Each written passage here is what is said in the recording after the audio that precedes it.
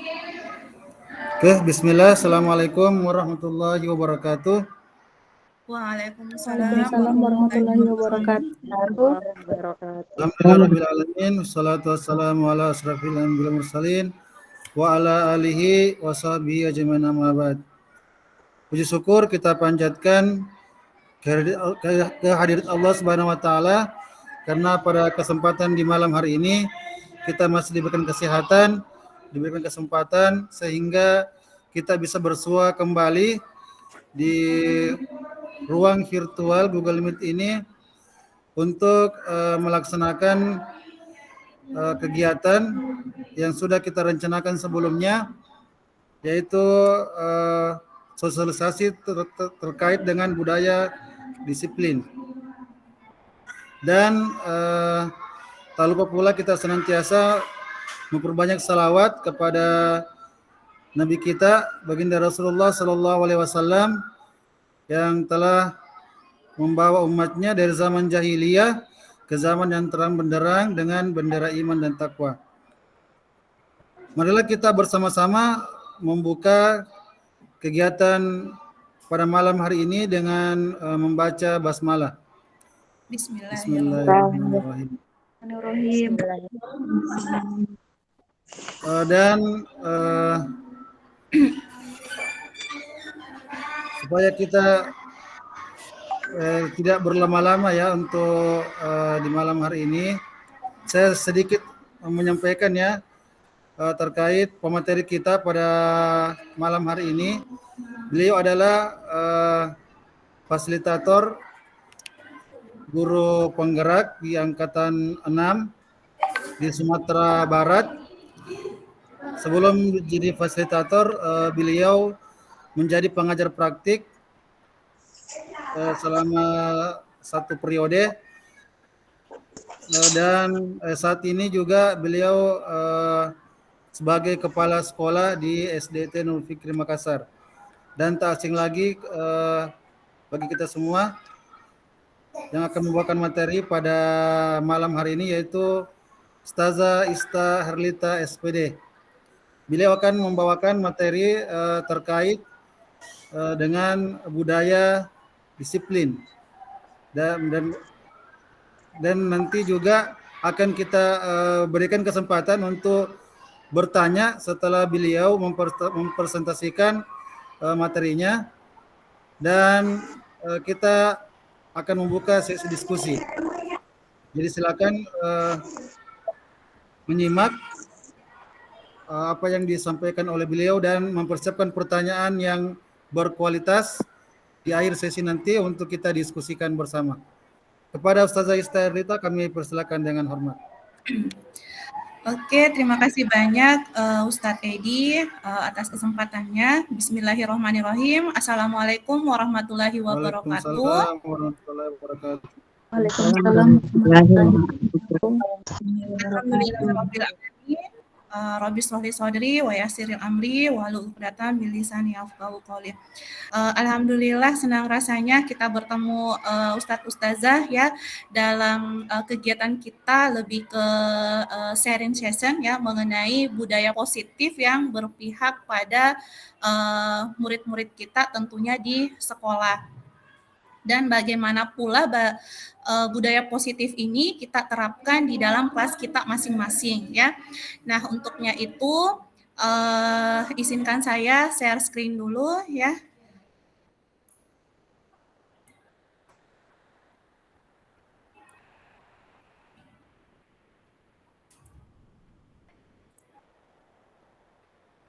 Sudah terlihat Ustadz Ustazah?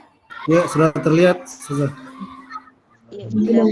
Nah, jadi perkenalkan saya Ista Herlita dan sekarang saya sementara menjalani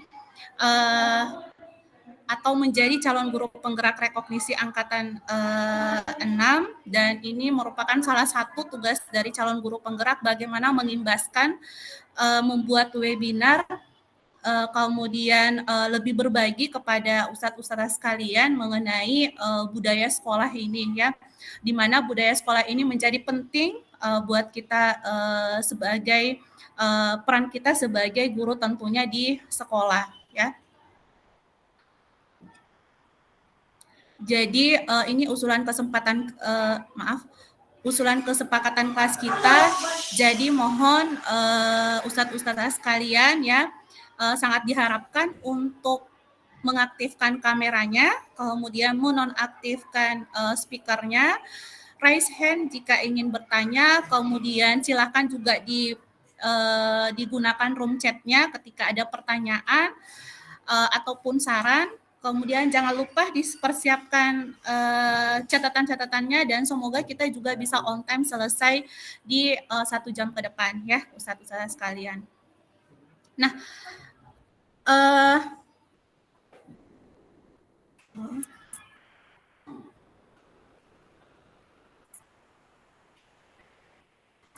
Nah, di sini ada pertanyaan pemantik, pertanyaan stimulus. Kelihatan ya Ustadz-ustadzah sekalian? Iya. Kelihatan Ustazah. Nah, setujukah atau tidak setujukah kita bahwa hukuman itu dapat mendisiplinkan anak? Ya, sebagaimana kita sering melakukan hal ini. Kemudian yang kedua, apakah pemberian hukuman dengan hal positif seperti membaca atau membersihkan halaman sekolah dapat meningkatkan disiplin anak? Kemudian memberikan penghargaan itu dapat meningkatkan motivasi belajar anak. Nah, kira-kira siapa yang mau memberikan komentar setujukah atau tidak setujukah kita mengenai ketiga hal ini? Atau terserah dari ustadz-ustadzah sekalian mau memilih nomor berapa untuk dijawab. Adakah yang mau memberikan komentar? Silakan raise hand.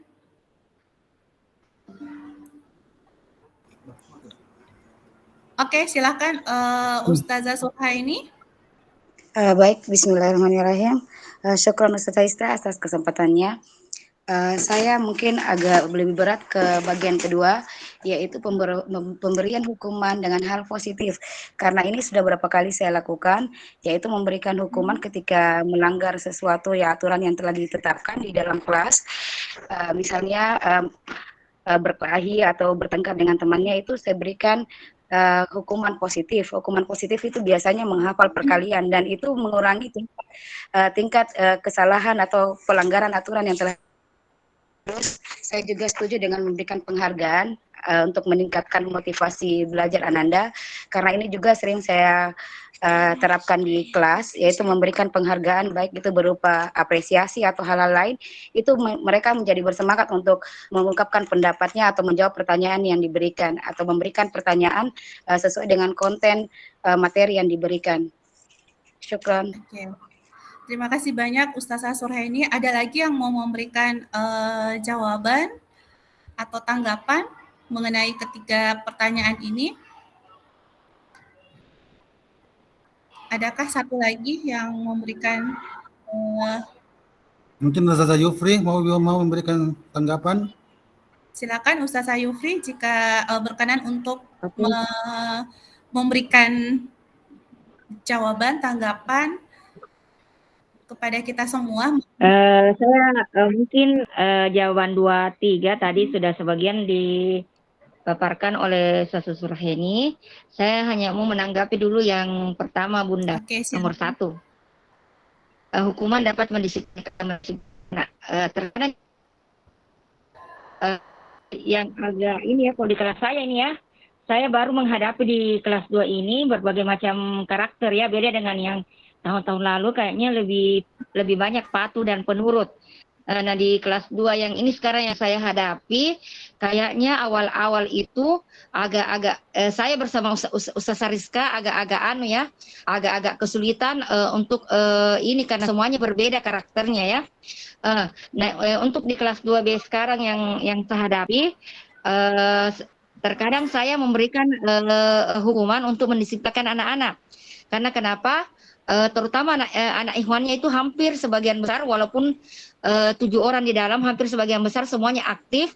Dan yang paling saya agak sering memberikan hukuman ketika mereka melaksanakan sholat, karena sholat itu bagi saya, kalau anak-anak main saya kayak agak emosi sedikit ini karena momen dalam sholat. Kalau mungkin dalam hal pelajaran saya bisa agak toleransi, tapi kalau misalnya dia sholat, ada yang sampai bercerita, tengok kanan, tengok kiri, colek-colek temannya, bahkan ada perempuan yang ini kurang konsentrasi ketika melaksanakan sholat. Jadi saya memberikan juga hukuman yang insya Allah tetap positif.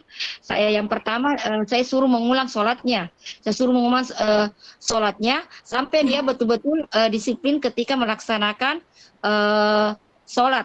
Kemudian ketika ini karena saya mengajar tahfiz, ketika ada anak-anak yang agak lambat hafalannya, saya suruh berdiri di atas sambil memegang juz amma, saya suruh menghafalkan itu surah. Alhamdulillah, mungkin karena ada rasa malu selalu berdiri, jadi akhirnya bisa menghafal seperti teman-teman yang lain. Jadi itu mungkin pengalaman saya, Bunda. Oke, terima kasih banyak Ustazah Yufri sudah berbagi pengalaman ya kepada kita semua dan Ustazah Surhaini. Nah, kita semuanya bisa bisa memaknai kata hukuman itu ketika mendengar kata hukuman.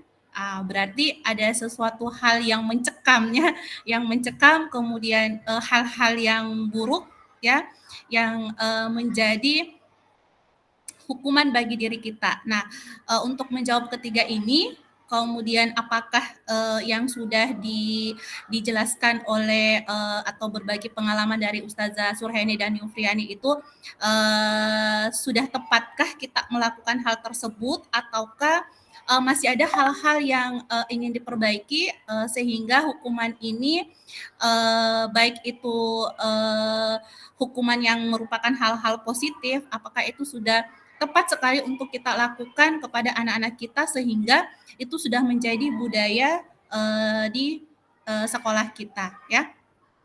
Jadi kita keep dulu.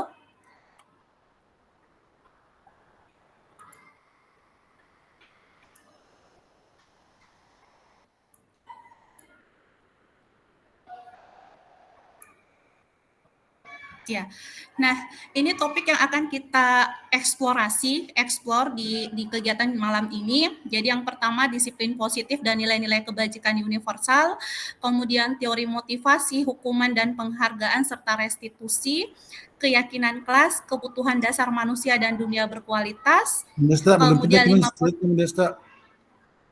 belum kelihatan ya? Oke. Kelihatan. Sudah kelihatan?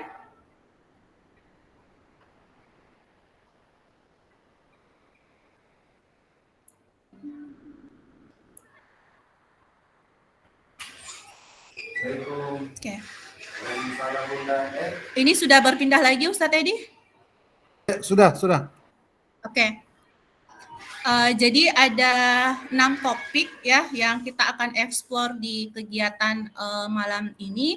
Nah, menurut Bapak Ibu sekalian, Ustadz-ustadzah sekalian, adakah hal-hal baru yang Bapak Ibu sekalian temukan di ke-6 topik yang akan kita bahas hari ini? Adakah yang baru buat kita, ataukah kita sudah lakukan, ataukah sudah memahami sebelumnya? Bagaimana Bapak Ibu, adakah hal yang baru?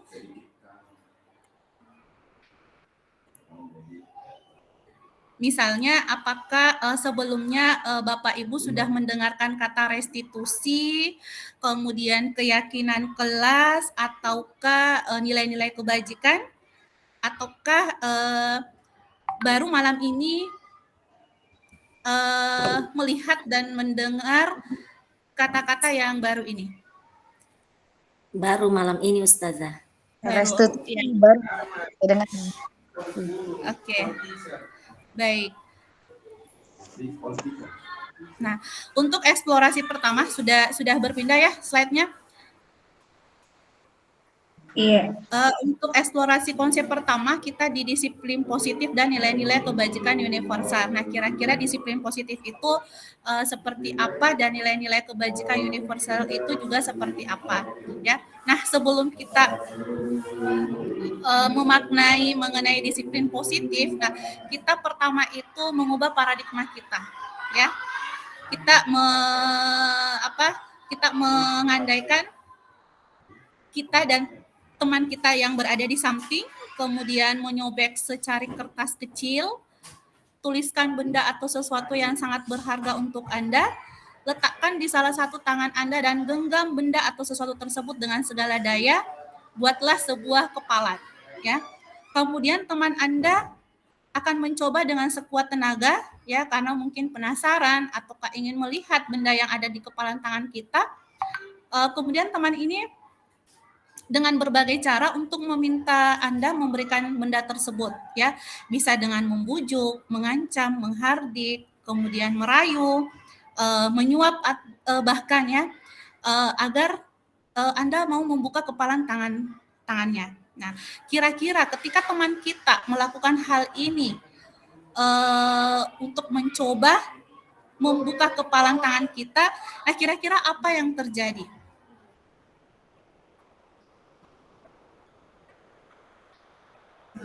Kira-kira apa yang terjadi Bapak Ibu ketika milik kita yang telah kita genggam dengan erat, kemudian datang teman kita ingin membukanya, ada yang membuka dengan paksa, ada yang mencoba merayu kita agar kita membuka kepalan tangan kita. Ada yang bisa memberikan jawaban, kira-kira apa yang terjadi kepada kita? Apakah kita memberikannya ataukah kita tetap mempertahankan apa yang menjadi milik kita? Ada yang sudah membayangkannya? Ada yang mau memberikan jawaban? Kira-kira apa yang terjadi?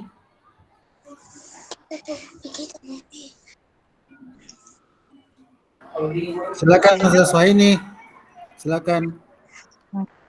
Jika saya secara pribadi mungkin tergantung bagaimana cara orang meminta untuk membuka kertas tersebut. Karena sesuai dengan kalau dia mungkin secara memaksa, ya mungkin saya akan bertahan untuk tetap menggenggam. Ketika dia memintanya dengan cara lembut, mungkin saya akan membuka tangan saya dan memperlihatkan kertasnya. Oke. Luar biasa ya, Ustazah Surhaini, benar yang dikatakan oleh Ustazah Surhaini, ya. Ada dua kondisi yang nantinya kita akan lakukan, kita tetap mempertahankan ataukah kita membuka kepalan tangan kita dengan sukarela. Nah, ini berdasarkan dari kontrol diri kita yang menjadi kebutuhan dasar pada saat itu. Tadi Ustazah Surhaini mengatakan ya bergantung dari kondisi si teman kita. Apabila dia merayu kita atau memberikan tanggapan yang misalnya dengan cara yang baik, yang mungkin Ustazah Surhaini akan membuka kepalan tangannya, tetapi kalau dia memaksa ya bisa jadi tidak membuka kepalan tangan tersebut, ya. Mengapa? Nah, itu ada di kontrol diri kita, ya, yang menjadi kebutuhan dasar atau kondisi saat itu yang seperti tadi dipaparkan oleh Ustazah Surhaini. Dan seperti itulah nantinya bagaimana anak-anak kita membudayakan atau melaksanakan budaya-budaya sekolah yang ada di sekolah kita, ya. Saya lanjut.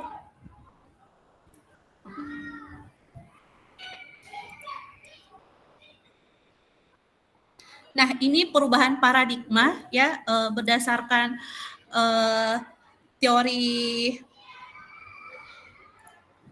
kontrol atau teori pilihan atau biasa disebut dengan ilusi kontrol. Kalau ilusi kan seperti hayalan, ya, Bapak Ibu sekalian. Nah, di sini jadi yang pertama itu adalah ilusi guru mengontrol murid, ya.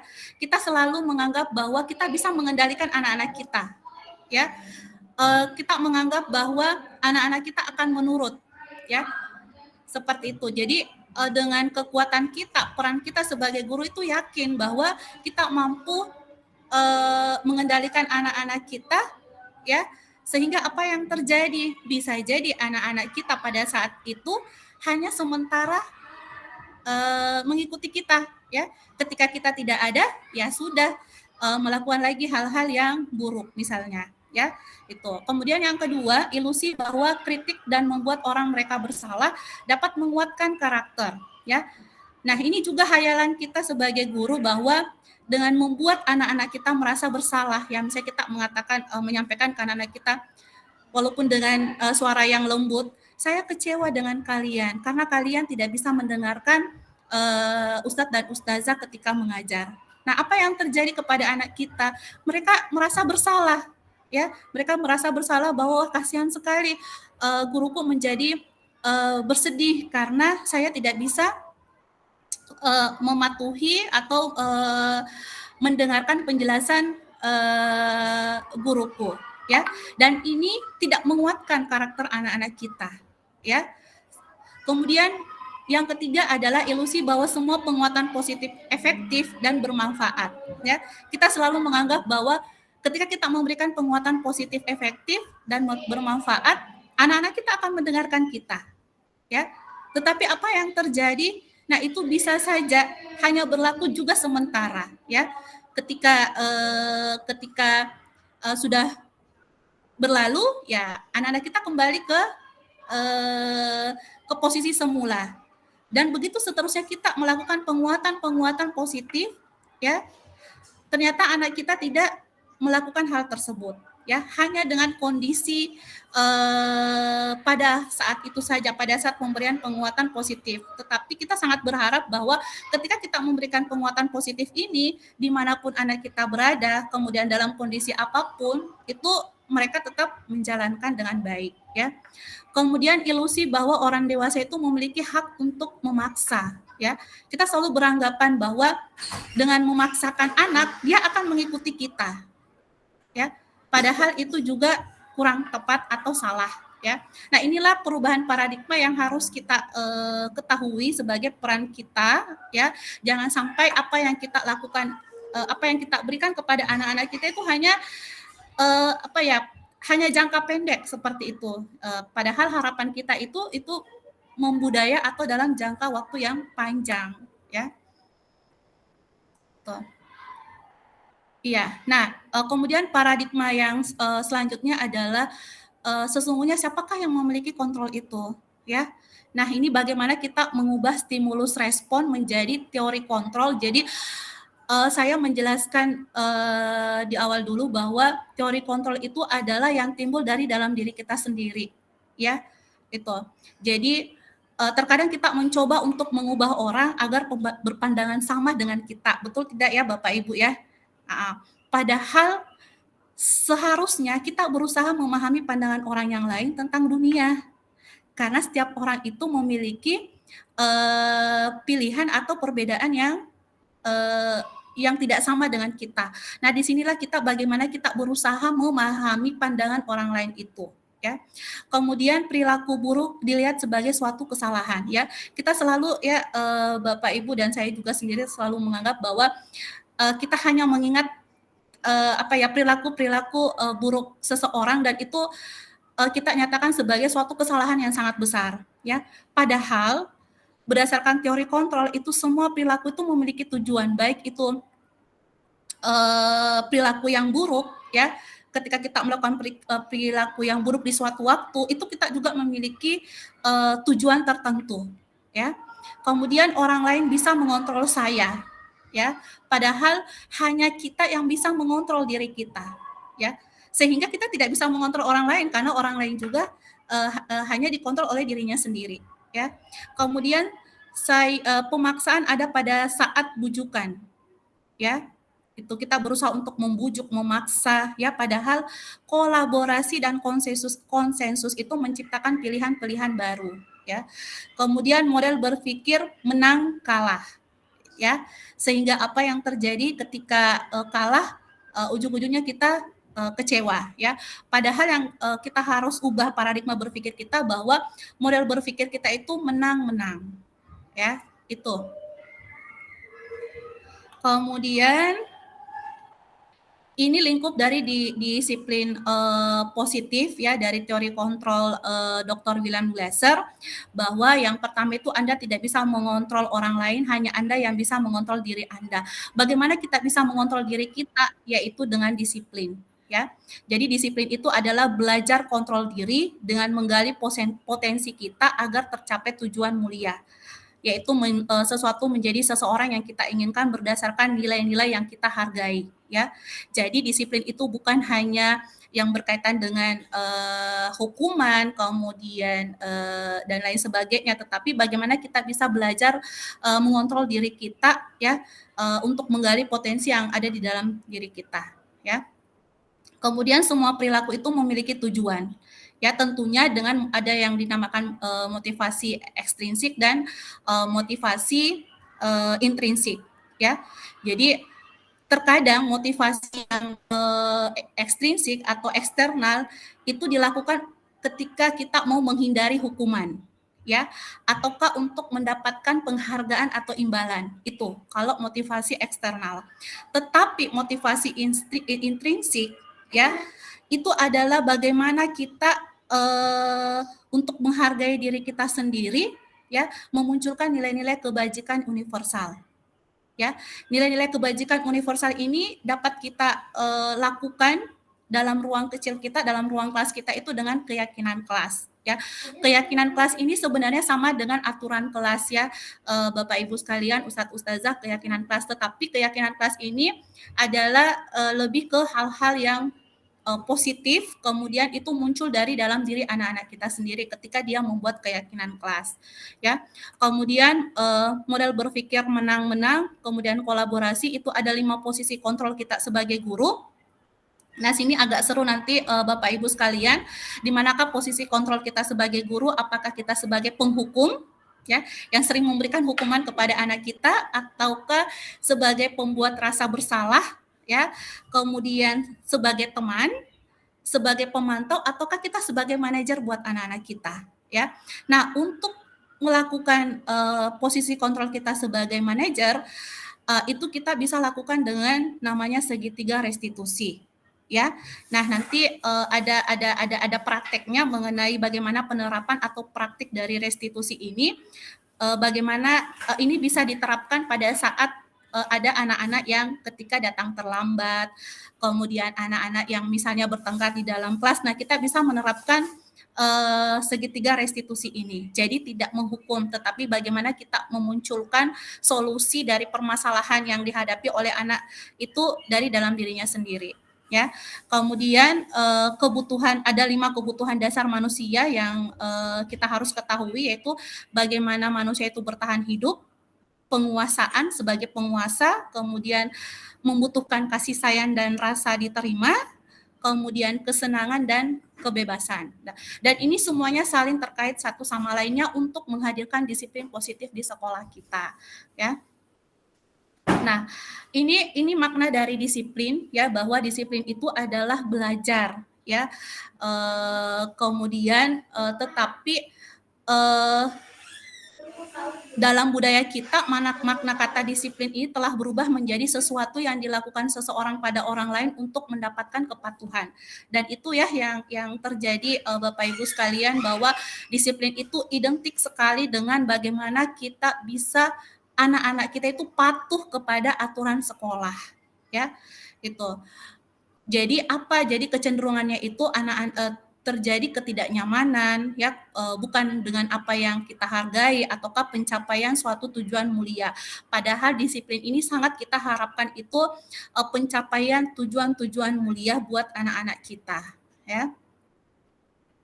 Kemudian nilai-nilai kebajikan universal ini sama dengan profil pelajar Pancasila, ya. Nilai-nilai kebajikan universal yaitu bagaimana anak-anak kita beriman, bertakwa kepada Tuhan Yang Maha Esa dan berakhlak mulia, mandiri, bernalar kritis, berkebinekaan global, kemudian bergotong royong dan kreatif, ya.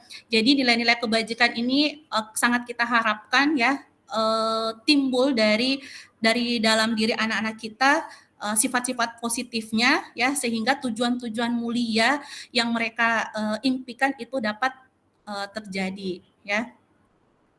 Nah, untuk eksplorasi mengenai ini ada pertanyaan Bapak Ibu Ustadz Ustazah. Siapa tahu saya terlalu cepat. Adakah yang mau ditanyakan? Kalau tidak ada kita lanjut dulu ya kalau begitu.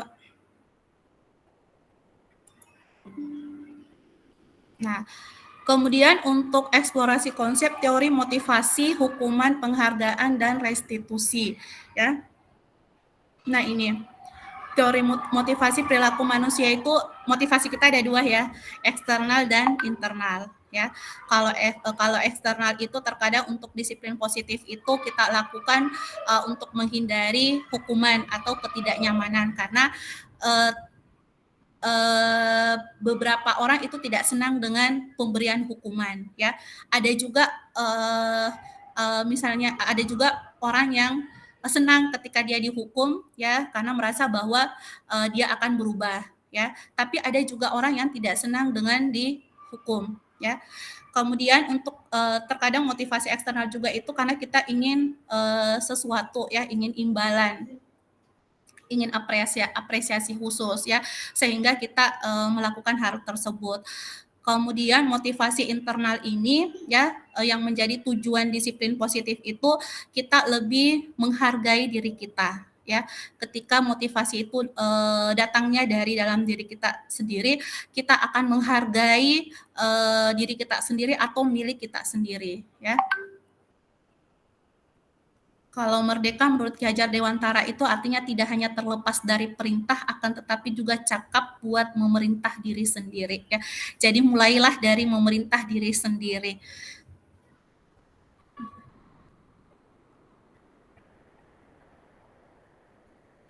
Iya. Nah ini dihukum oleh penghargaan. Ya. Ya. Jadi maksudnya anak-anak terkadang merasa bahwa dia dihukum dengan memberikan hukumannya itu kayak tadi ya, hukumannya dengan hukuman-hukuman yang positif ya. Padahal penghargaan itu berlaku sama dengan hukuman dalam arti sama-sama meminta atau membujuk seseorang melakukan sesuatu untuk memenuhi suatu tujuan tertentu ya dari orang yang meminta membujuk, sehingga dorongannya itu eksternal dan ada faktor ketergantungan ya. Nah, kemudian beberapa dampak dari pemberian penghargaan itu pengaruhnya jangka pendek dan jangka panjang. Kemudian penghargaan menghukum, kemudian penghargaan itu mengurangi ketepatan, penghargaan itu tidak efektif, kemudian penghargaan juga bisa merusak hubungan ya. Kemudian penghargaan menurunkan kualitas, kemudian penghargaan mematikan kreativitas, serta penghargaan itu mengurangi motivasi intrinsik ya gitu. Kemudian ini kita sering ya mendengar kata hukuman atau konsekuensi. Ya, nah kira-kira Ustadz Ustazah perbedaan dari hukuman atau konsekuensi ini apa sih ya? Karena sepintas memiliki makna yang sama ya. Kalau kita memaknainya ya. Tapi menurut Bapak Ibu sekalian atau Ustadz Ustazah, hukuman atau konsekuensi itu kira-kira apa ya? Ada yang mau memberikan penjelasan? Kalau sekarang kita tidak menggunakan kata hukuman lagi ya, Ustadz Ustazah, tapi kita menggunakan konsekuensi. Nah, kira-kira sama tidak hukuman dengan konsekuensi ini? Adakah yang mau memberikan penjelasan? Mungkin Ustadz Kasriyadi ingin memberikan pendapat.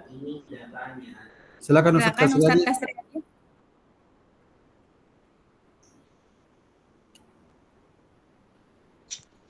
Oke, baik, syukron. Mengenai hukuman dengan konsekuensi, kalau dilihat dari segi prakteknya itu dia bisa jadi dia sama karena ada perilaku hukuman yang diberikan, apakah disuruh menyapu, disuruh menulis. Nah, itu hukuman itu terjadi setelah diberikan bahwa ini akan ada konsekuensi yang terjadi. Nah, konsekuensinya itu terjadilah hukuman. Ya. Kemudian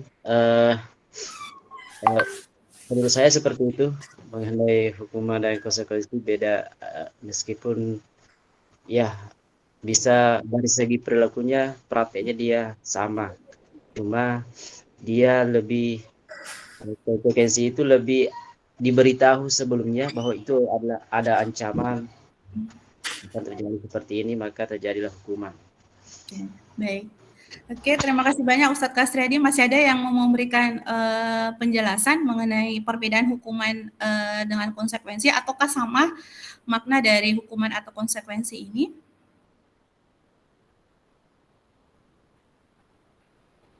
Siapakah yang mau memberikan? Ustazah Handaya ingin memberikan pendapat?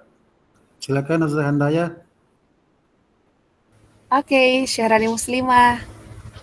Oh, Sarani, silakan Sarani. Oke, bismillah. Oke, Bun, mengenai terima kasih untuk kesempatannya untuk mengenai kata konsekuensi dan hukuman.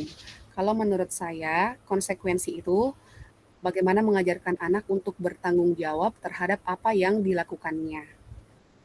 Tapi bukan berarti di konsekuensi itu ada hukuman yang dia dapatkan. Sedangkan hukuman menurut saya berarti mengajarkan anak untuk bertanggung jawab atas pelanggaran terhadap peraturan. Jadi bedanya di situ, di hukuman itu lebih ke dia melakukan pelanggaran, jadi dia harus diberikan hukuman, sedangkan konsekuensi adalah diajarkan anak bertanggung jawab untuk apa yang telah dilakukannya. Oke, syukron. Oke, Afwan. Iya, jadi semuanya jawaban yang sama ya. Ya, jadi hukuman itu terkadang kita berikan tanpa kesepakatan, ya. Biasanya hadir secara tiba-tiba, ya, hukuman. Tapi kalau konsekuensi itu ada kesepakatan. Walaupun hukuman dengan konsekuensi ini ya sama-sama menyakitkan yang harus anak-anak kita terima, ya. Seperti itu. Kalau hukuman yang seperti saya Ustaz Syahrani juga jelaskan bahwa hukuman itu bisa datang secara tiba-tiba, tidak terkonsep, ya, berdasarkan kondisi, ya. Ketika misalnya anak-anak datang terlambat, tidak ada di dalam aturan sekolah bahwa harus berlari 100 kali, tapi kita tiba-tiba memberikan memberikan hukuman itu 100 kali, ya. Tetapi konsekuensi itu ada kesepakatan dengan anak-anak, tetapi konsekuensinya ya sama-sama juga ya negatif buat anak-anak kita, ya. Padahal yang kita harapkan dari kesepakatan itu kesepakatan yang muncul adalah kesepakatan positif dan munculnya dari anak-anak kita, ya. Nah, di sini ada beberapa problem, ya. Mencatat 100 kali di dalam buku kalimat saya tidak akan terlambat lagi karena terlambat ke sekolah. Nah, kira-kira ini hukuman atau konsekuensi?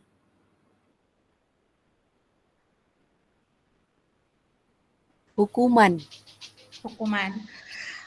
Kalau yang kedua, lari mengelilingi lapangan basket 2 kali karena terlambat hadir di sekolah.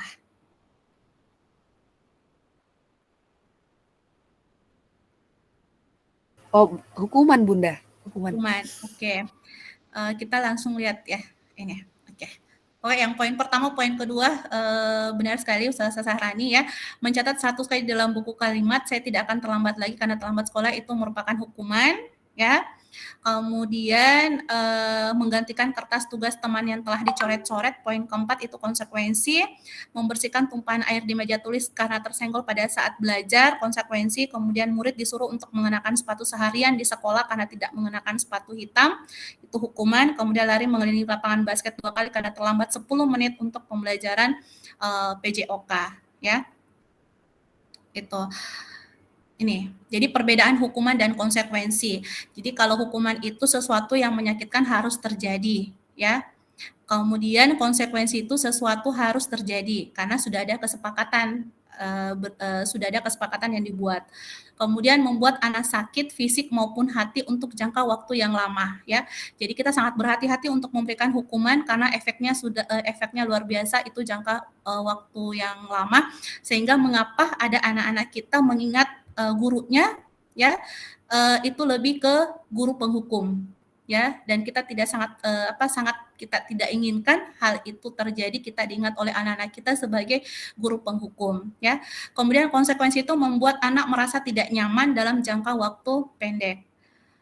Kemudian hukuman anak membenci kedisiplinan, konsekuensi itu anak menghargai disiplin, kemudian hukuman itu paksaan, konsekuensi itu stimulus tanggapan, kemudian hukuman mendorong anak menyakiti diri sendiri. Nah, ini juga sangat berbahaya sekali ketika ada anak-anak yang sering kita hukum, ya, sehingga anak-anak itu merasa sangat bersalah sekali, itu dia bisa menyakiti diri sendiri, ya.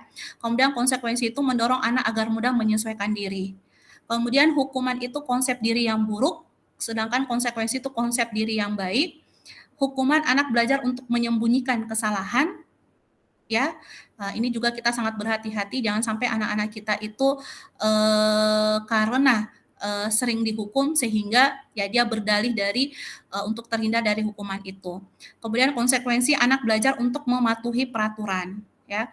Kemudian hukuman itu marah, rasa bersalah, dipermalukan, ya, merasa tak dihargai oleh gurunya, ya, sehingga apa yang terjadi apabila kita melakukan hal ini di depan teman-temannya, itu menjadi efeknya luar biasa buat anak-anak kita, ya.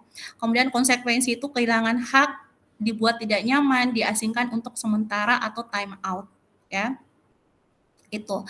Nah, itu adalah hukuman dan konsekuensi. Nah, sekarang kita menambahkan yang namanya restitusi, ya.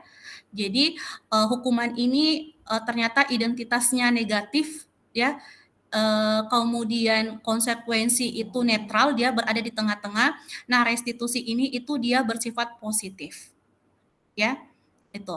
Jadi ini perbedaannya. Kalau hukuman sesuatu yang menyakitkan harus terjadi, konsekuensi sesuatu harus terjadi. Kalau restitusi itu merupakan pilihan, ya. Nah, ketika misalnya anak-anak itu terlambat masuk ke kelas dan itu berulang-ulang kali dilakukan oleh anak-anak kita silakan melakukan restitusi.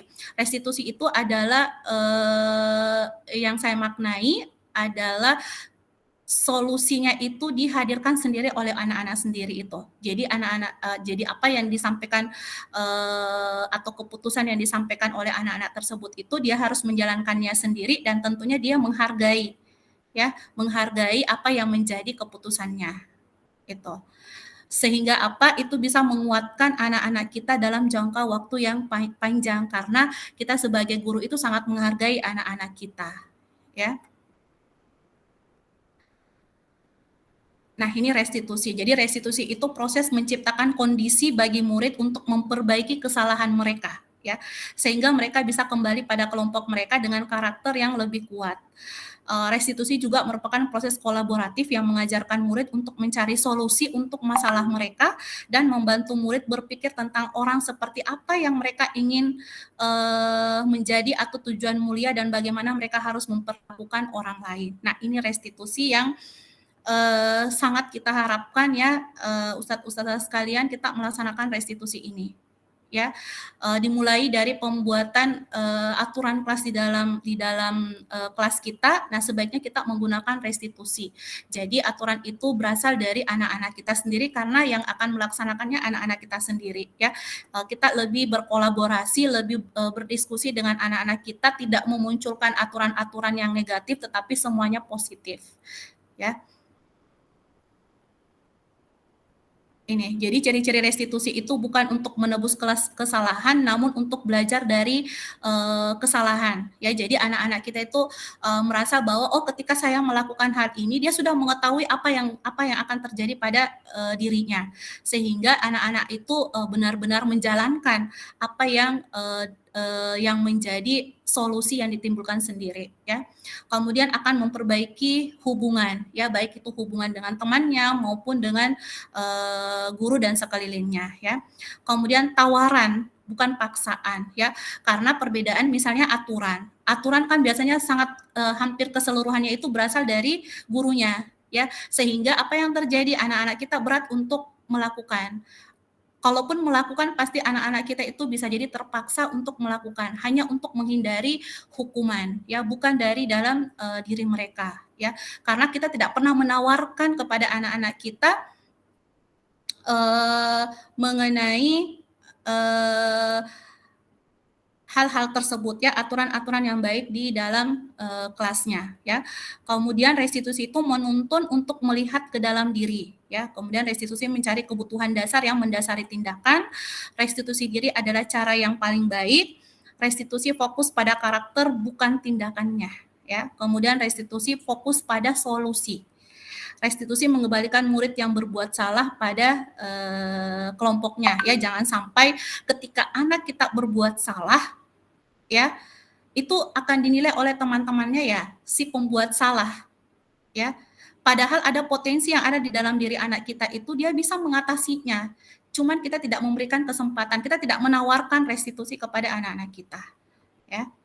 Seperti itu. Ini. Mengapa tidak peraturan saja? Mengapa harus keyakinan kelas? Ya, Bapak Ibu, untuk modul calon guru penggerak, ya, modul program guru penggerak itu sering sudah beberapa kali dilakukan revisi, ya. Kalau sekarang keyakinan kelas, sebelumnya itu namanya kesepakatan kelas, tetapi sebenarnya maknanya sama, ya. Mengapa keyakinan kelas? Ya, sama dengan halnya ketika kita ingin keluar mengendarai motor, ya. Mengapa kita harus menggunakan helm? Ya, kemudian di masa pandemi, kenapa kita harus menggunakan masker, mencuci tangan, menjaga jarak, ya? Nah, mengapa kita harus menggunakan helm? Karena kita yakin, ya, ketika nanti kita di jalan raya, kemudian kita tidak menginginkan hal yang terjadi, misalnya kita bersenggolan dengan pengendara yang lain, itu kepala kita terlindungi. Kita yakin bahwa itu akan menjaga menjaga kepala kita, ya, dari hal-hal yang tidak diinginkan. Itu yakin, ya. Kemudian mengapa kita menggunakan masker? Karena kita yakin dengan menggunakan masker itu kita dapat dihindari dari misalnya penyakit flu, batuk ataupun COVID. Seperti itu, ya. Jadi yakin itu berasal dari dalam diri anak kita, dan itu yang kita ingin munculkan. Makanya sekarang namanya keyakinan kelas, ya. Walaupun sekarang di kelas kita masih aturan kelas tidak mengapa, tetapi isi dari aturan kelas itu adalah isi dari keyakinan kelas, ya. Anak-anak kita yakin bahwa apa yang mereka sudah sepakati itu mereka bisa laksanakan, ya. Kemudian apa yang mereka tawarkan itu dapat dilaksanakan dengan sangat baik di dalam kelasnya, karena mereka sudah yakin ketika dia tidak misalnya dia menyampaikan bahwa kita harus menghormati guru, mendengarkan penjelasan guru, ya. Mengapa mereka menyampaikan hal tersebut? Karena mereka yakin ketika dia tidak mendengarkan guru, pasti dia tidak akan paham mengenai pembelajaran tersebut, ya. Makanya peran kita di sini ketika anak menyampaikan aturan atau keyakinan yang misalnya sedikit negatif, nah itu kita membantu untuk memunculkan potensi anak itu, ya. Iya. Nah, ini untuk budaya positif. Ketika budaya positif ini diawali dari pengaturan kelas kita, ya, dari pengaturan di dalam kelas, kemudian kita memunculkan keyakinan kelas. Dari keyakinan kelas kita bisa membayangkan setiap kelas membuat keyakinan kelas, maka lingkungan sekolah kita itu akan menjadi lingkungan yang positif, ya. Nah, inilah yang kita sangat harapkan, lingkungan yang positif itu menjadi budaya positif di sekolah kita, ya. Mulai dari disiplin, misalnya datang ke sekolah, ya, bagaimana anak-anak sudah yakin bahwa ketika dia datang ke sekolah dengan tepat waktu, maka apa yang dia akan dapatkan, dia akan bisa mengikuti pembelajaran di awal, misalnya sholat duha dan sebagainya, ya. Ketika dia tidak datang tepat waktu ke sekolah, itu kan dia tidak akan mendapatkan pembelajaran di awal. Iya. Ini ya kesepakatan kelas, ya, datang tepat waktu, kemudian mengucapkan salam, menjaga kebersihan sekolah.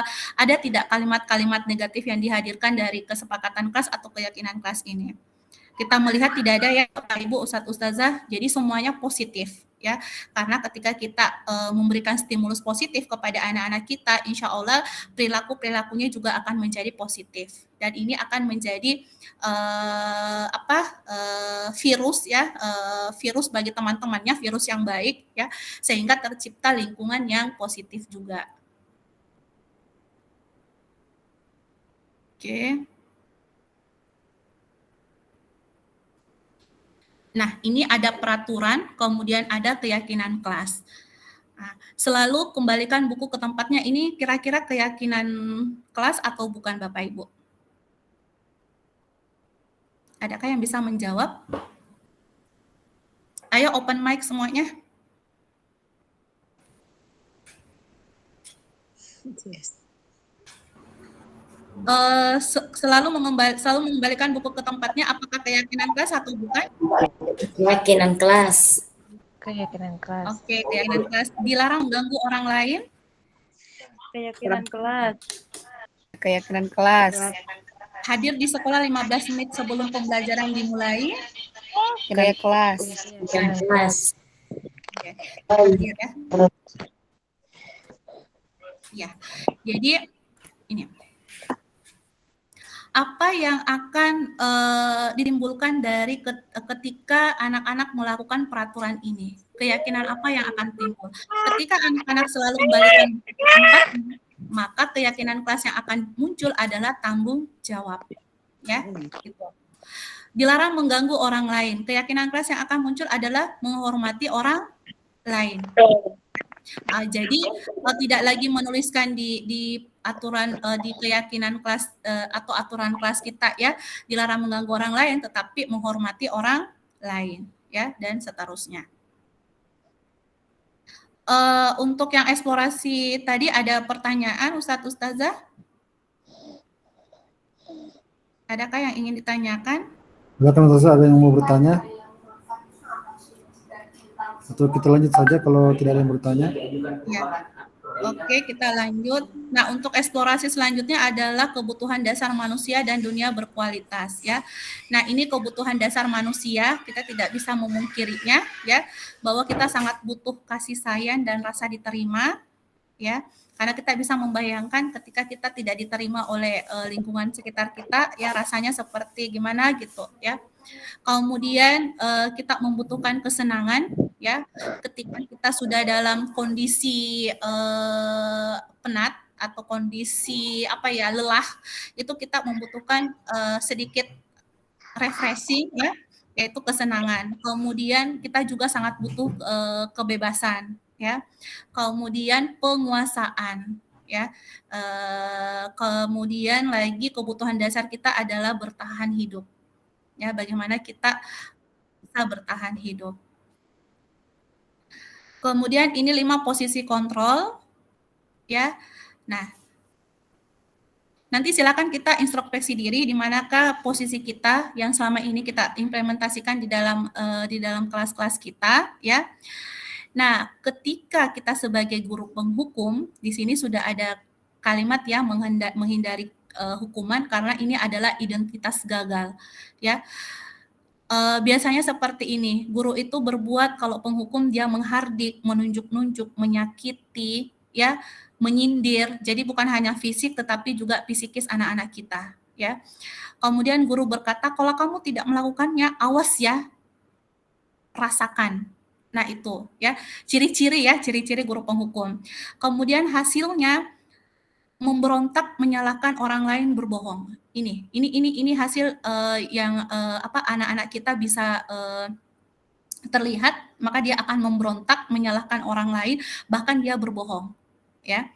Kemudian kaitan dengan dunia berkualitas, murid meletakkan guru itu di luar dunia berkualitas. Ya, jadi murid menganggap bahwa guru kita tidak berkualitas. Ya.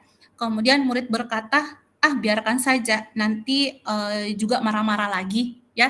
Jadi anak-anak kita ketika kita sering menghukum, itu anak-anak kita sudah mengetahui sifat kita ya, palingan marah lagi kalau kita berbuat seperti ini. Jadi dia tidak memperdulikan lagi ya. Kemudian dampak pada murid itu melakukan kesalahan, jadi diulang-ulang lagi karena dia sudah paham, dia sudah tahu bagaimana ketika kita berbuat kesalahan, ya palingan kita marah-marah lagi, sebentar hilang marahnya. Nah, seperti itu. Kemudian pembuat orang merasa bersalah. Nah, itu guru berbuatnya itu berceramah dan mengatakan seharusnya kamu itu bla bla bla. Ibu kecewa ya. Nah, ini sebenarnya di sini perkataan guru itu lembut tetapi sangat menyakitkan ya. Itu. Jadi merasa anak-anak itu adalah orang yang sangat bersalah sekali ya. Kemudian guru berkata, kamu seharusnya kamu sudah tahu ibu lelah sekali ya. Kemudian ibu stres ya. Nah, ini jangan sampai keluar kata-kata pakai ibu stres ya. Jadi anak-anak beranggapan bahwa ya kita membuat guru kita itu stres ya. Kemudian hasilnya apa? Menyembunyikan, menyangkal, juga berbohong ya. Kemudian kaitan dengan dunia berkualitas, murid meletakkan guru itu di dalam dunia berkualitas. Murid berkata, maafkan saya Bu, ya kan? Kemudian dampaknya adalah merasa rendah diri. Kemudian posisi kontrol selanjutnya adalah guru itu sebagai teman, ya. Jadi guru berbuat itu membuat alasan-alasan untuk muridnya, ya. Kemudian ayolah lakukan demi ibu, ya. Biasanya kan seperti itu, ya, kepada anak-anak kita. Ayo lakukan buat ibu ya. Masa kamu tidak mau?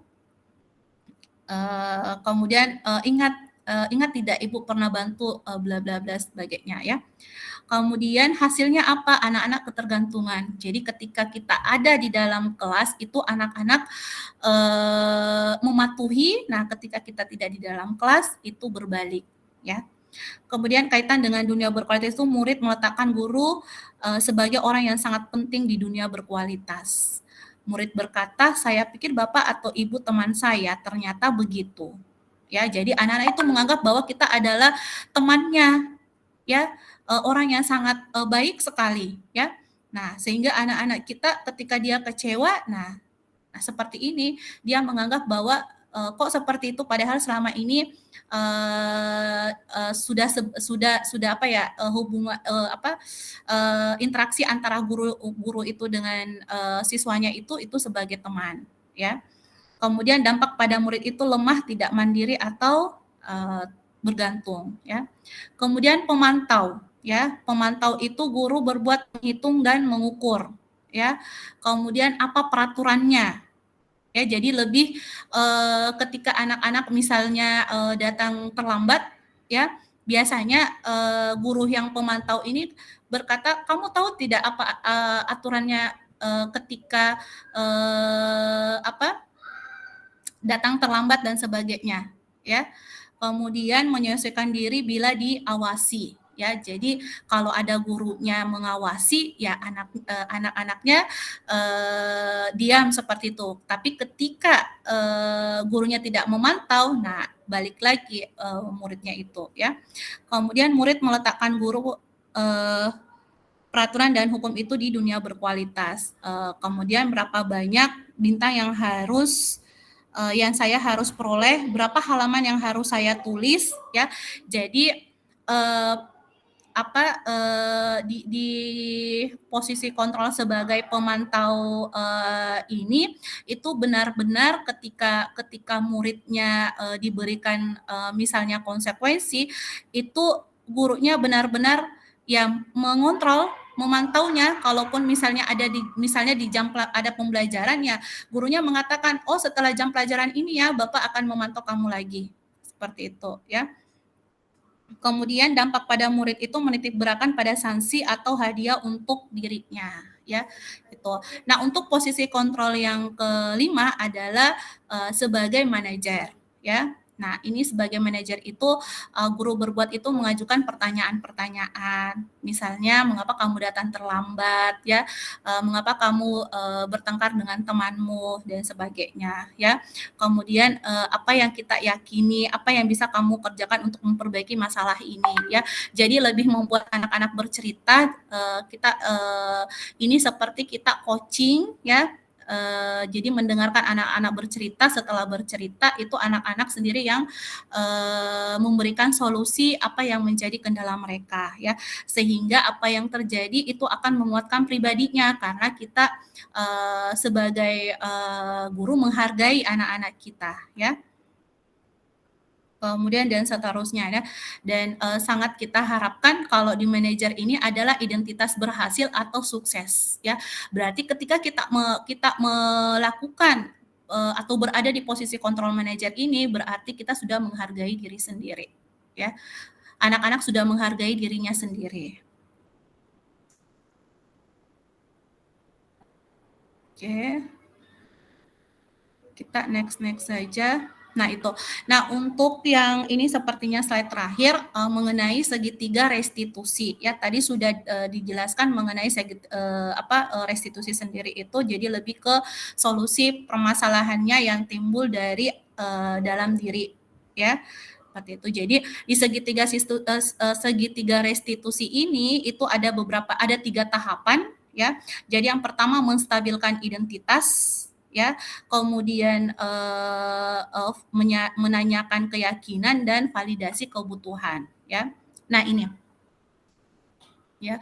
Jadi Bapak Ibu boleh mempraktekkan ketika ada anak-anak yang sudah sangat sering datang terlambat, kemudian ada yang bertengkar ataukah tidak menghargai guru di dalam kelas. Nah, kita bisa melakukan praktik ini ya. Jadi yang pertama itu adalah menstabilkan identitas. Nah, ketika anak itu dipanggil, nah sebaiknya kita mengatakan bukan berceramah sih sebenarnya, tapi kita memberikan hal-hal penguatan di awal ya, misalnya berbuat salah itu hal yang manusiawi, tidak ada manusia yang sempurna ya. Bapak atau Ibu juga pernah buat salah, kita pasti bisa menyelesaikan permasalahan ini. Kemudian Bapak Ibu tidak tertarik untuk mencari tahu siapa yang benar, siapa yang salah, tapi Bapak Ibu itu lebih tertarik untuk menyelesaikan masalahnya. Kalau kamu menyalahkan dirimu sendiri terus-menerus, apakah kamu bersikap baik pada dirimu sendiri? Ya, jadi kita menstabilkan identitas anak kita, ya, menstabilkan kondisi pada saat itu, ya, supaya anak-anak kita itu tidak merasa dia gagal atau merasa dia pembuat salah, ya. Dan sebagainya. Jadi yang pertama kita lakukan adalah menstabilkan identitas atau kondisi anak tersebut. Ya, boleh kita mengajaknya untuk bercerita ataukah kita mendahului dengan kata-kata ini, ya. Kemudian yang kedua adalah validasi kebutuhan, ya. Jadi ini membantu murid mengenali basic atau kebutuhan dasar yang ingin dipenuhinya ketika melakukan kesalahan itu. Jadi pada dasarnya setiap tindakan manusia tujuannya adalah memenuhi basic needs, apakah itu power, freedom, love, belonging, fun atau survival, ya. Nah, ini kalimat yang bisa kita sampaikan kepada anak kita, ya. Kamu bisa saja kan melakukan hal yang lebih buruk tapi kamu tidak melakukannya kan? Kamu pasti punya alasan mengapa melakukannya. Apa yang penting bagi kamu? Kamu boleh tetap berusaha menjaga sikap itu, tapi tambahkan sikap yang lain yang baru. Maukah kamu belajar cara lain untuk mendapat yang kamu butuhkan tanpa harus memukul? Ya, apakah kamu bisa melakukan dengan lebih baik besok lagi? Nah, ini kalimat-kalimat yang kita bisa berikan, kalimat-kalimat lanjutan ya untuk anak-anak kita, ya. Kemudian yang ketiga adalah menanyakan keyakinan, ya. Jadi anak melihat kesalahannya dihubungkan dengan norma sosial dan nilai-nilai yang mendasari manusia berinteraksi dengan orang lain. Nah, ini beberapa kalimat yang bisa kita sampaikan ke anak kita. Apa nilai yang kita percaya di dalam kelas atau sekolah kita? Ataukah apakah kamu keyakinan apa di dalam kelas yang kamu sudah buat seperti itu? Apakah sudah sesuai dengan keyakinan kelas yang sudah disepakati? Ya, kemudian kelas yang ideal itu seperti apa menurut kamu? Ya, kamu ingin menjadi anak seperti apa? Apa yang kamu rasakan ketika kamu melakukan itu? Kamu menjadi orang yang seperti apa? Jadi ini kita menanyakan keyakinan kepada anak-anak kita. Jadi sama sekali tidak ada tidak ada kata menyalahkan kepada anak-anak kita karena hal ini kita sangat menghindari ketika anak berbuat salah, ya. Nah, itu kan anak kita merasa bahwa dia adalah anak pembuat ya sering berbuat salah atau pembuat onar di dalam kelasnya. Nah, bagaimana kita bisa menetralkan kondisi ini sehingga anak-anak kita bisa kembali kembali ke kelompoknya, ya, bisa diterima oleh teman-temannya. Oke. Oke, cukup sekian Bapak Ibu sekalian. Adakah pertanyaan? Jadi kira-kira dari tiga tiga bagian kata pemantik tadi itu di awal, saya kembali ke awal. Nah, ini. Nah, menurut Bapak Ibu setelah mendengarkan penjelasan dari saya, apakah hukuman itu benar-benar dapat mendisiplinkan anak? Kemudian pemberian hukuman dengan hal positif seperti membaca atau membersihkan halaman sekolah dapat meningkatkan disiplin anak. Kemudian memberikan penghargaan dapat meningkatkan motivasi belajar anak. Ya. Ya, jadi bagaimana menurut Bapak Ibu setelah mendengarkan penjelasan tadi mengenai bagaimana porsi hukuman, kemudian konsekuensi, kemudian restitusi. Oke, silakan Ustazah Arwita.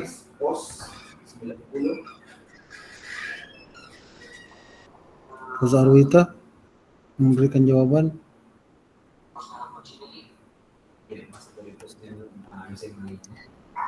Ataukah tadi menurut Ustazah Yufri ya yang tadi sudah disampaikan, apakah misalnya pada saat tadi ya Ustazah Yufri itu dia lebih memberikan hukuman karena menganggap itu efektif untuk dijalankan. Ya, bagaimana Ustazah Yufri? Setelah tadi mendengarkan materi dari Bunda Ista tadi, mungkin ada hal-hal yang mungkin kita sebagai guru untuk diperbaiki tadi dari hukuman itu. Barangkali mungkin seperti tadi yang dikatakan oleh Bunda Ista, mungkin hanya sementara sifatnya, karena biasa juga kan kita guru marah habis itu hilang lagi marahnya, dan ternyata juga anak-anak mungkin sudah kebalmi, sudah resisten dengan marah-marahnya kita. Jadi mungkin dengan adanya ini ilmu yang diberikan, insya Allah semoga kita bisa menerapkan. Ternyata ada mungkin yang cara yang lebih efektif, lebih bagus kita terapkan sehingga anak-anak kita lebih disiplin. Oke, baik. Terima kasih banyak Ustazah Yufri atas masukan dan penguatannya ya. Jadi Bapak Ibu sekalian, nah kita mengurangi dan sebisa mungkin kita menghindari hukuman ini ya, karena memang efeknya itu jangka panjang ya. Seperti juga yang saya sampaikan bahwa mengapa anak-anak itu lebih mengingat ketika dia diberikan hukuman kepada gurunya ya, sudah beberapa tahun meninggalkan sekolah tapi dia mengingat bahwa pernah dia dihukum oleh gurunya misalnya lari 100 kali kemudian dan lain sebagainya. Nah, jadi silakan Bapak Ibu menerapkan mengenai restitusi ini ya. Biasanya juga boleh dilakukan secara berkelompok ataupun individu, tetapi sangat baik sekali ketika permasalahan yang dilakukan oleh anak itu dilakukan secara individu ya, sehingga selain bagaimana kita bisa mengetahui solusi yang dihadirkan oleh anak itu sendiri, nah kita bisa melihat potensi yang ada di dalam diri anak itu, dan tentunya juga kita lebih mengetahui bagaimana kebutuhan dasar yang sangat dibutuhkan oleh anak-anak kita, karena terkadang kan anak-anak misalnya melakukan kesalahan atau sengaja usir di dalam kelasnya itu mereka punya tujuan ya. Mereka punya tujuan mengapa mereka melakukannya. Apakah mereka butuh perhatian oleh gurunya, perhatian oleh teman-temannya, dan sebagainya. Dan terkadang kita tidak melihat hal tersebut ya. Dan untuknya itu silakan kita menjalankan restitusi ini ya. Istilahnya kita mengcoaching ataukah lebih berbicara menggali potensi yang ada di dalam diri anak-anak kita. Oke, silakan, ada pertanyaan? Ya, silakan Ustazah, Ustadz Edi.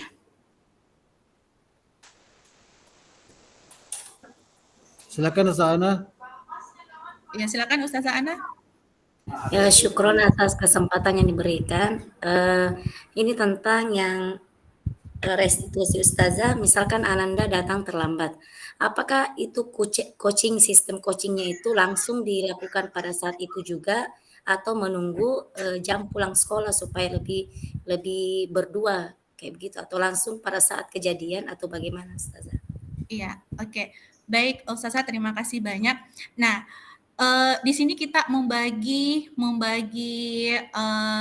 dua ya, dan kita juga harus memahami bahwa restitusi ini tidak memutihkan aturan sekolah, ya, tidak memutihkan. Jangan sampai ada aturan-aturan sekolah yang menjadi urgen, itu kita meniadakan dengan restitusi ini, ya.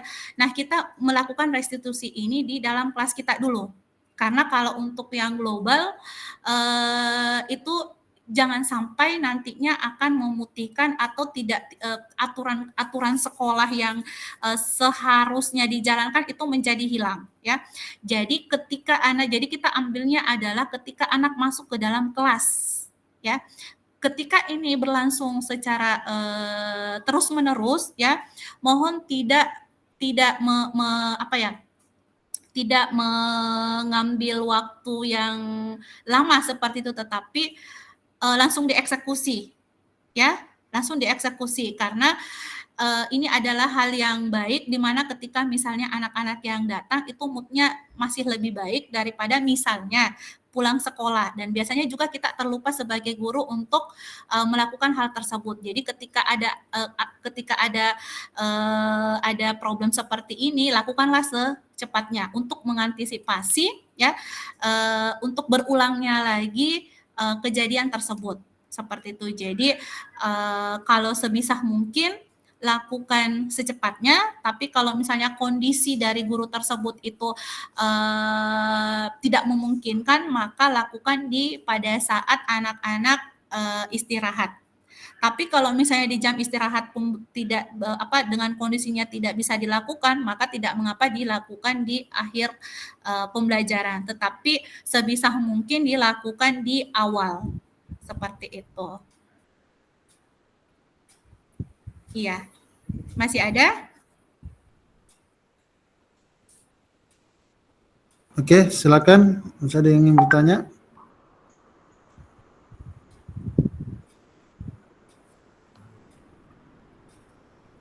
Ustazah Hasniati mau bertanya? Bisa fotokan Kak ijazah Kak? Atau Ustazah Sumarni atau Ustazah Nurbaiti? Ada yang ingin ditanyakan?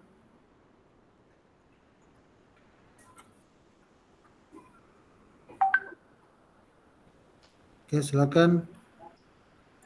Ustazah Rizky Mustaqim. Silakan Ustazah Rizky, aktifkan mic-nya. Oke, bismillahirrahmanirrahim. Saya ada pertanyaan sedikit untuk Ustazah, tapi sebelum itu saya mau menceritakan pengalaman saya dengan seorang anak yang pernah saya ajar. Nah, jadi seperti ini Ustazah, pernah sekali pengalaman saya mengajar menjadi wali kelas anak yang dimana anak itu sering memukul temannya dan sering membuli temannya. Nah, lalu setelah saya mengetahui perilakunya tersebut dan ada konsekuensi yang saya kasih, bukan dengan memarahi tapi dengan mengingatkan anak tersebut kalau hal yang dilakukan itu tidak baik. Tapi ternyata setelah saya cari tahu anak tersebut kenapa dia sering memukul temannya dan membuli temannya karena itu diajarkan oleh orang tuanya sendiri, Ustazah. Nah, diajarkan oleh orang tuanya sendiri kalau misalnya ada anak yang memukul kamu, kamu juga pukul lebih keras lagi. Dan kalau ada anak yang membuli kamu, kamu balas juga untuk membuli dia lebih parah lagi buliannya lah. maksudnya seperti itu dari orang tuanya, agar anak ini tidak tidak terkesan ini sama teman-temannya. Nah, menurutnya Ustazah, apakah di sini peran guru dapat mempengaruhi anak untuk berubah jadi lebih baik? Padahal kan setahu kita pengaruh orang tua itu lebih besar untuk anak-anak usia SD. Pengaruhnya sekian persen dari orang tua, dan kami kan sebagai guru hanya orang lain lah istilahnya kalau untuk anak. Mungkin itu saja pertanyaan saya, Ustazah. Syukran. Ya, baik. Terima kasih banyak Ustazah Reski. Ya, jadi pertanyaan saya dulu Ustazah Reski. Nah, informasi yang Ustazah Reski dapatkan itu apakah dari anaknya langsung, mengapa dia sering memukul, ataukah informasinya dari orang lain?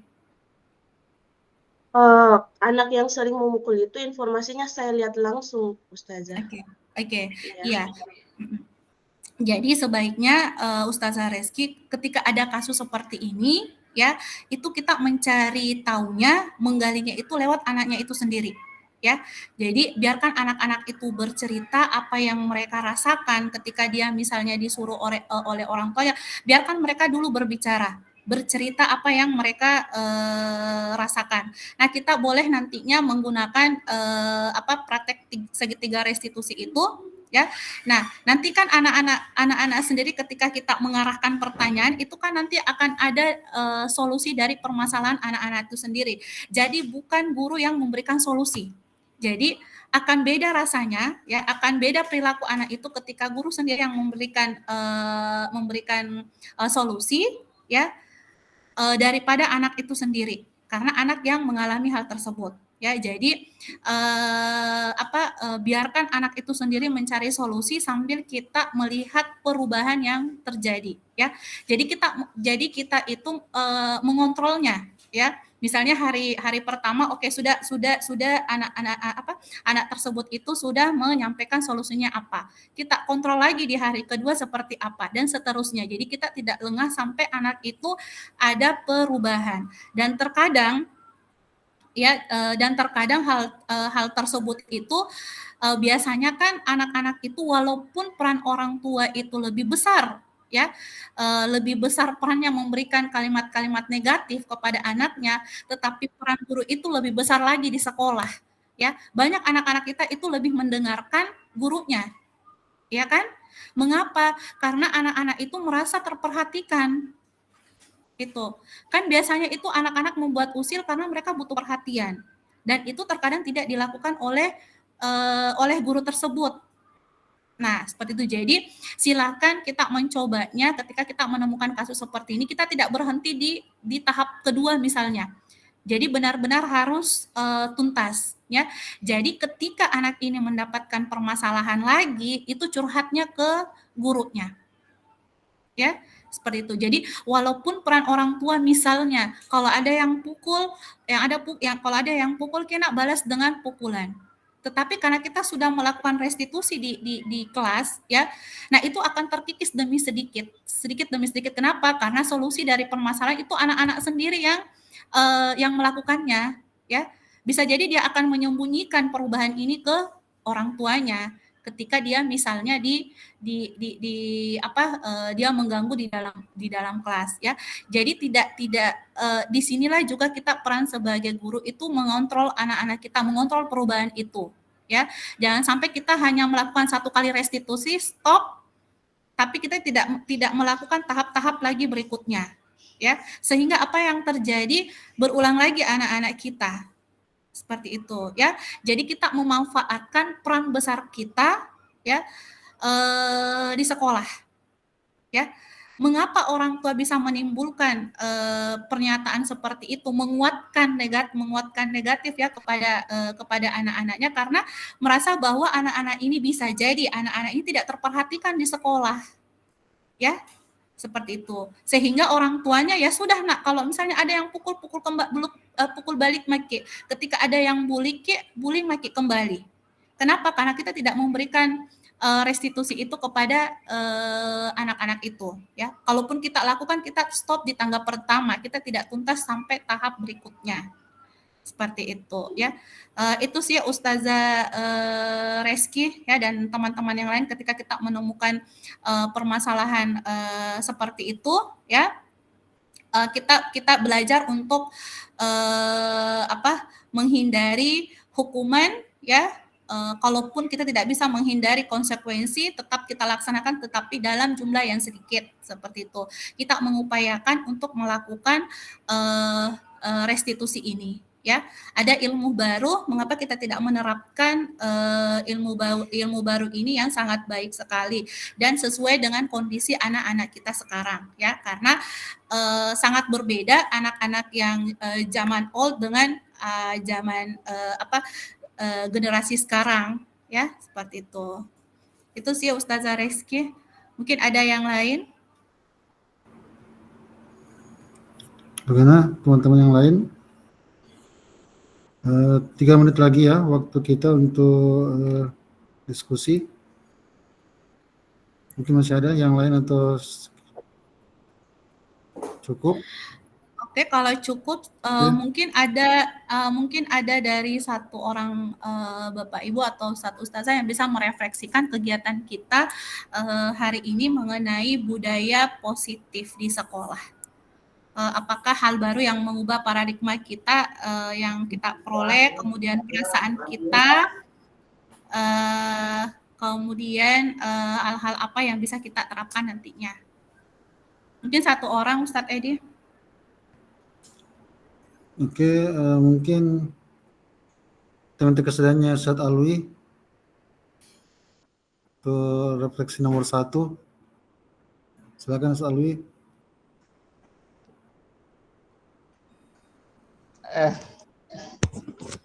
Terpantau suara Pak Edi. Ya, terima kasih Ustazah atas kesempatannya dan moderator. Alhamdulillah tadi kami menyimak dari awal sampai akhir. Alhamdulillah banyak pelajaran yang berharga yang kami dapatkan. Jadi refleksi yang pertama, hal baru apa yang mengubah paradigma saya yang akan saya dapatkan. Jadi selama ini bahwa semua perlakuan-perlakuan yang kita lakukan itu dia sifatnya memberikan implikasi terhadap motivasi ekstrinsik pada peserta didik. Artinya hukuman yang kita berikan atau mungkin penghargaan dan seterusnya, efeknya itu efeknya tidak dalam waktu yang lama, artinya berefek jangka pendek, karena itu lahir dari perlakuan guru secara langsung yang berdampak kepada perubahan perilaku dari peserta didik, tetapi tidak lahir dari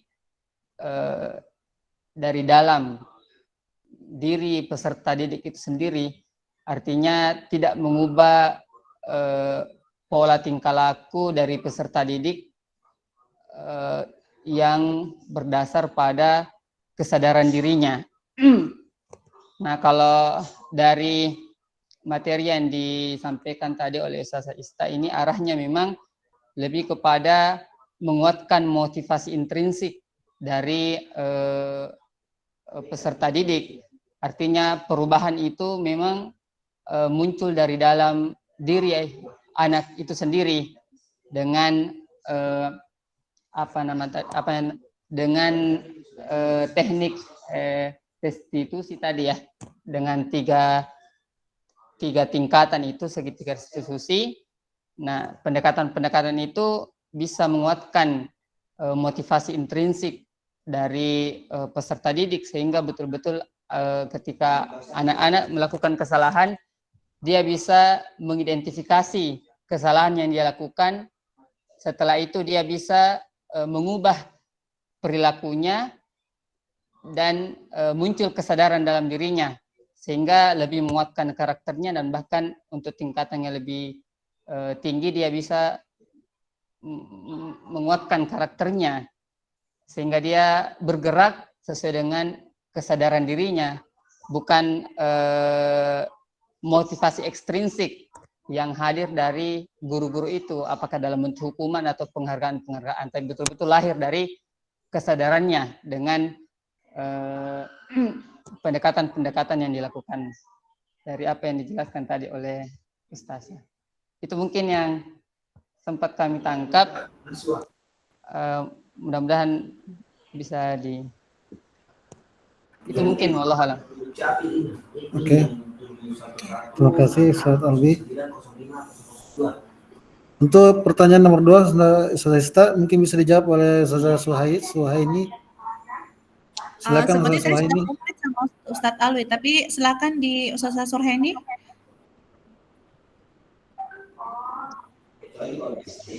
Saya jawab yang kedua, Dik. Saya jawab yang kedua juga. Oh iya. Oke, Ustaz Alwi mau menjawab yang kedua, silakan.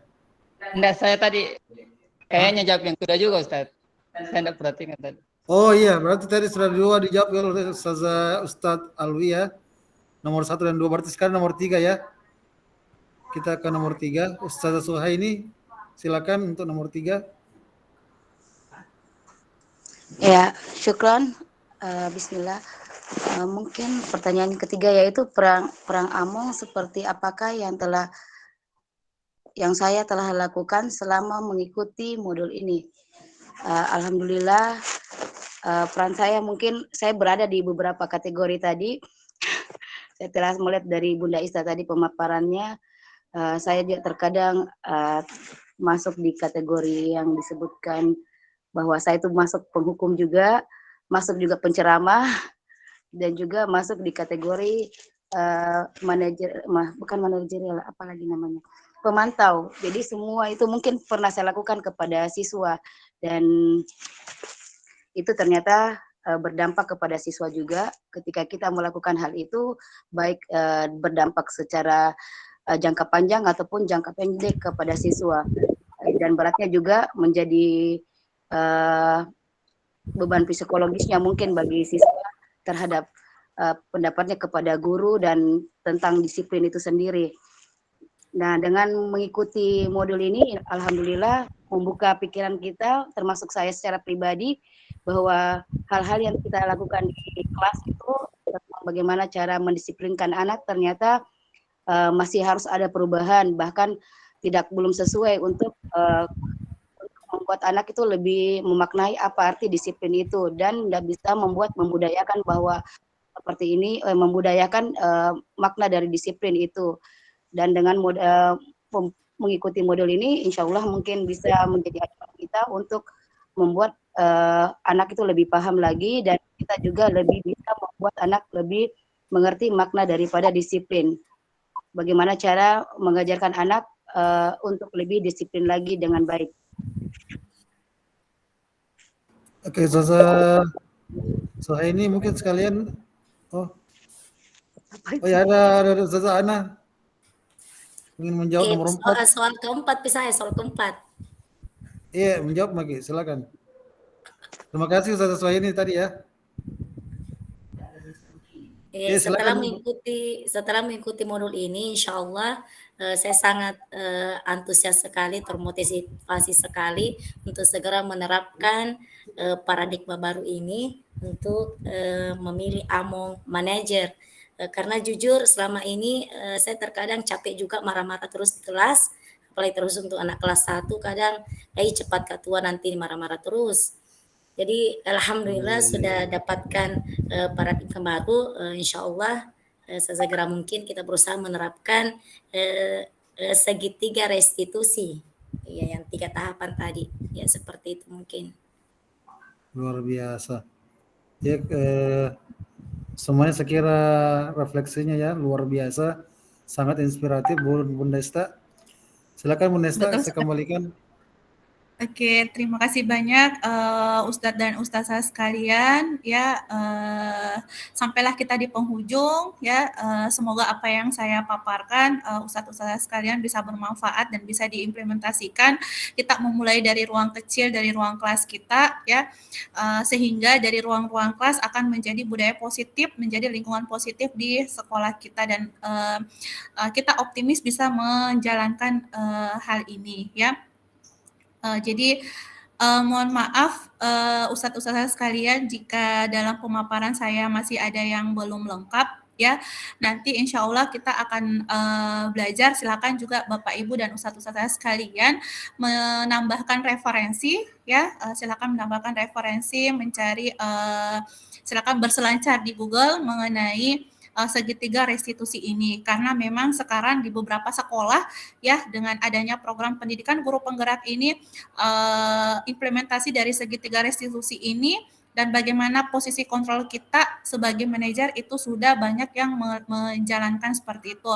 Benar sekali yang dikatakan oleh Ustazah Ana, ketika kita mau menjadi guru penghukum ya, efeknya adalah kita hanya membuang-buang energi untuk marah kepada anak-anak kita ya, dan apa yang terjadi kepada anak-anak kita tidak akan menghargai kita ya. Dia akan memberikan ciri, memberikan khas kepada kita bahwa kita adalah tukang penghukum, guru yang sering marah-marah, dan itu kita sangat menghindari hal-hal tersebut ya. Oke, mungkin saya cukupkan. Kita tak lupa foto bersama di akhir ya. Terima kasih banyak Ustadz Ustazah atas waktunya hari ini. Kita sharing mengenai budaya positif sekolah ini ya. Saya cukupkan. Wabillahi taufiq wal hidayah. Wassalamualaikum warahmatullahi wabarakatuh. Silakan semuanya open kamera, kita foto bersama Pak Edi. Silakan dipasang senyum yang terbaiknya. Ustazah. Saya izin ndak open kamera Ustazah. Oh iya, silakan Ustazah Handaya. Oke, saya hitung sampai 100 ya Ustazah ya. Baru kita foto bersama. Oke, Mendesta, silakan Mendesta. Oke. 1, 2, 3. 1, 2, 3. Oke, syukron. Syukron Bunda. Materinya Bunda. Masya Allah, barakallahu fiik Bun.